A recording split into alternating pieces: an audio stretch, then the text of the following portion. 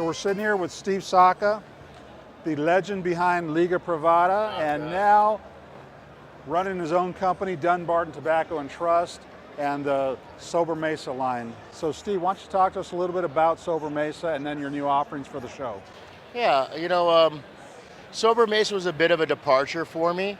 I mean, I'm so closely associated with those really heavy kind of broadleaf, a little bit more rustic, a little bit more dirty kind of brands. And I wanted to do something different too, so people didn't associate me as a one-trick pony. So for me, Sober Mesa was a good challenge. Some people have philosophies that they try to make cigars that are going to appeal to a lot of people, or they say, oh, this is a particular market segment. I make cigars for one person, me, that's it.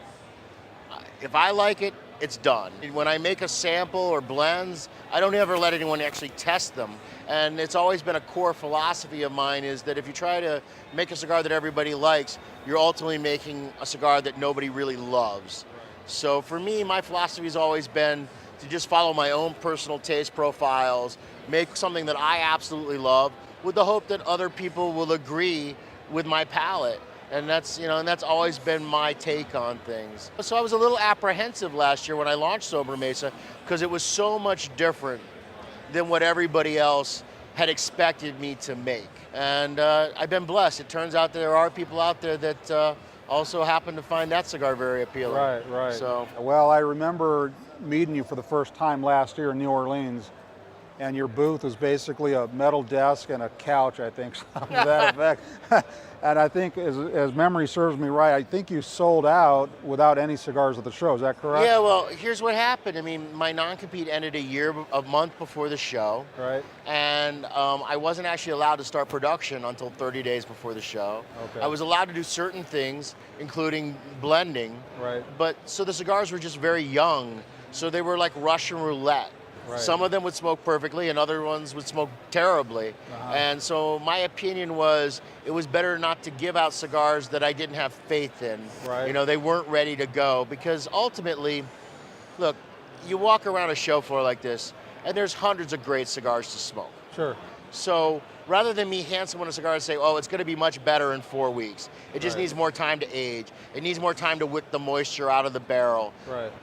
My attitude was you only get one opportunity for a consumer to try something. And what I want is when they try it, I want it to be the way I intended it to taste. Right. Now, they ultimately may decide it isn't for me, and that's fine, but I want them to decide based on the way the cigar is going to taste when it actually ends up on their retailer's shelf. Right. So I made the conscious decision that I was not going to give any samples. What I thought was going to happen at last year's trade show was that we were going to get a lot of names, and people say, hey, when the cigars are ready, send them to me and we'll try them, and then we'll place an order, 3-4 months from now, once you send me the cigars to try.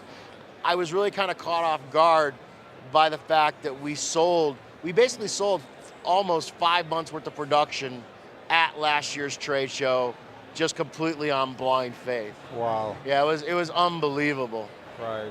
Yeah, I was really surprised. Right, and it's continued through today, is that Yeah, correct? no, the brand is doing really, really, really well. I mean, it's, again, it's, some people really love it, and some people will say, yeah, that's a good cigar, but it doesn't really quite suit my palate. Right. But the people that find it seem to really, really like it. So, yeah, it's been, I don't want to say surprisingly successful, but it's been quite successful. Right. So tell us a little bit about Mi Querida, is that the name? Right, Mi Querida. Mi Querida. Before I jump to that, this year I've also added something to Sober Mesa. Okay. I added 2 new sizes. I added a short Churchill, which is like a 4 3/4 by 48, and then an Elegante and Cedros, which is 7 by 50. Okay. And I tweaked the core blend.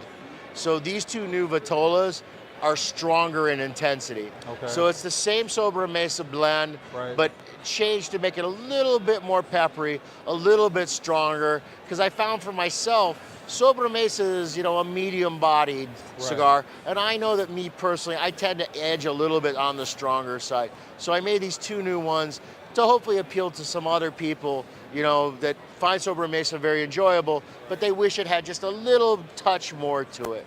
So I've got those being shown here at the show. And then the other brand that you just asked about, Mi Querida.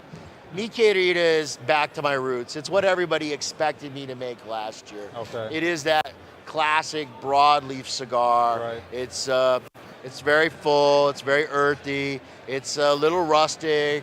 It's got almost a dirty finish to it, which Right. I know that doesn't sound like a good thing, Right. but it's something that I personally happen to really enjoy. Right. I like that little bit of nastiness to the cigar, Right. and I wanted to give it a name that implied that too. So Mi Querida, it translates directly to my dear or my love, but that's not the way the word's used in Nicaragua. In Nicaragua, Mi Querida is your mistress, but it isn't your high-class mistress. It's really your piece on the side, is what Mi Querida means. It's kind of a bit of slang.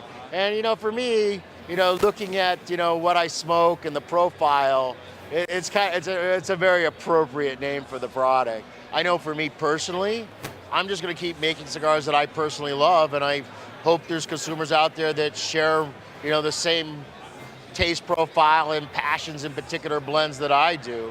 But in the end, they ultimately will determine the success or the failure of the company, not me.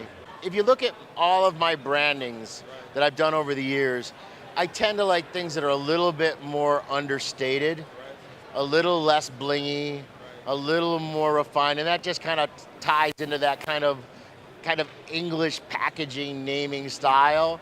So I think when I say Dunbarton Tobacco and Trust, it just sounds romantic.